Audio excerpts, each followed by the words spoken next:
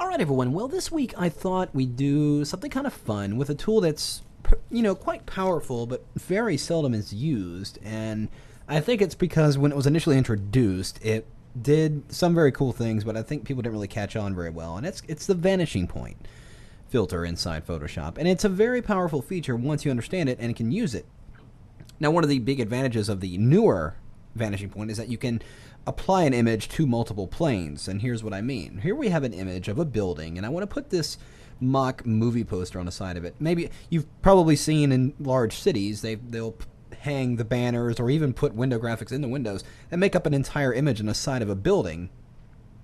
That's for a movie promotion or things like that. So we're going to fake it right here in Photoshop on this image here, and we're going to do it using vanishing point. Now, this building isn't in any real severe perspective that you'd initially look at it and go, well, it doesn't really need vanishing point, but it does have multiple surfaces here. As you can see, there's a plane here, and there's a little incropping here, and then a little part of the building there. So we're going to wrap this graphic around those windows using vanishing point. So with this image selected, let's go under filter to vanishing point. Now, here's what I needed to do first. I need to put this poster in my clipboard in order to be able to bring that. But just in case you don't, here's what I'm going to show you a quick little trick, just in case you don't remember to do that. Let's go right into vanishing point. I'm going to go under filter to vanishing point, and it will open up this giant window here.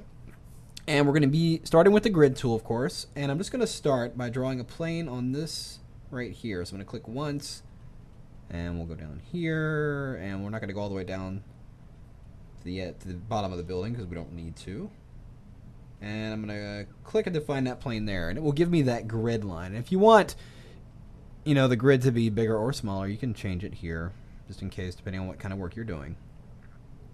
So there I've got that one grid. Now I'm going to have to draw another plane. I'm going to hold down my command key. That would be the control key on a PC, and you see we get the little icon here. I can just grab a handle here and just start going out. Now you can see it's not going in the right direction. It's actually coming out toward us, and I don't want it to do that. So I'm going to hold down the Option key or the Alt key, and that will give me those swinging arrows here.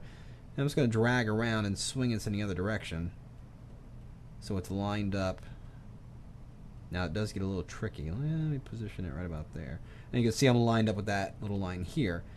And I'm just going to grab the handle and push it in because we're only coming in a little bit on that little part right here until it meets this other window, in which case we need to drag out another plane. So I'm going to hold down the command key, drag it out to about that point there. Now if you defined your initial grid correctly, every time you draw a new plane should draw and line up nicely. Minus, depending on if there's really unusual angles, you'll have to adjust it with the Option key and turn it like I did. So let's go ahead and draw out the last plane, which is, I'm just going to grab that Command or Control key, click on here, and go over here. Now you can see it's drawing that plane way far back. So let's Option Alt and then swing it out and use those grid lines to line up, the blue grid lines to line up with the windows here. And once it's lined up, we'll just push this in so it lines up with that edge. So we've drawn our plane. It's covering this area of windows. This tiny area here is going back. This little area is just coming out a little bit, and then we've got this front plane here. So there's our grid. Well, as I said before, I need to have something in the clipboard in order to be able to bring it into the vanishing point window and apply it to something, which we didn't do. But I've gone ahead and gone through the trouble of drawing this grid, and I don't want to have to do it again. I'm thinking at this point, oh man, I didn't put my image on the clipboard. Well, fear not, because if I hit OK, I don't see anything change on my image. But, extra layer there. But, here's the thing. That vanishing point grid didn't go anywhere, and you'll see what I mean in a minute. I'm going to go to this image that we're going to apply, and I'm going to do a select all. I'm going to press Command or Control A, and I go under Edit, Copy, and that will place that image into the clipboard. Let's go back to our original image, and let's go back into the vanishing point. Go under Filter, Vanishing Point, and lo and behold, that grid will remain. Now, if I had canceled out of vanishing point earlier, then the grid would have been gone. I would have had to have redrawn it. But if you hit OK, it doesn't see any change, but it does remember the last grid you drew. So important little trick there. So now that we've got that image in our clipboard, I'm going to press Command or Control V to paste it in there. And it obviously has come in very large, so I'm going to hit press Command or Control T to scale it And let's bring it in just a little bit there. Now, when I grab it and move it, you can see it's two-dimensional. It's just flat on my screen here. When I drag it into the grid plane here, watch what happens. Once my cursor crosses over, now the image is wrapping around all those multiple planes. Watch this little point here as I drag it. It's conforming to the edge. It appears to be conforming to the contour of the building, where in fact it's just conforming to that grid we drew based on the contour of the building.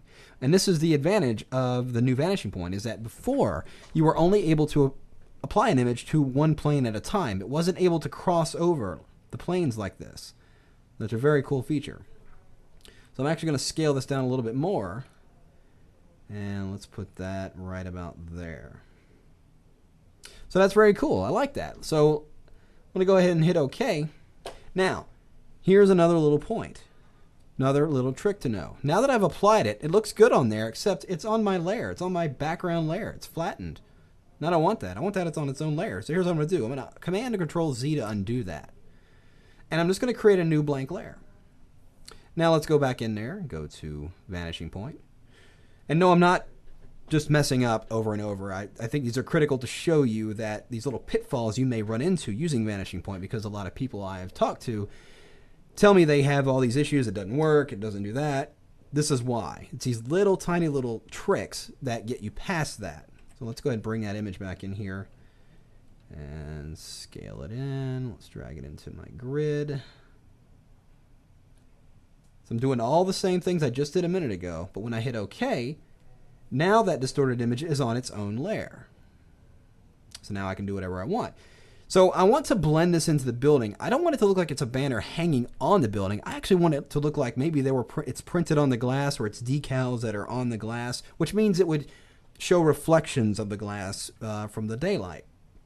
Well, here's what I'm going to do. I'm going to load that channel or that layer as a selection by Command or Control clicking on it.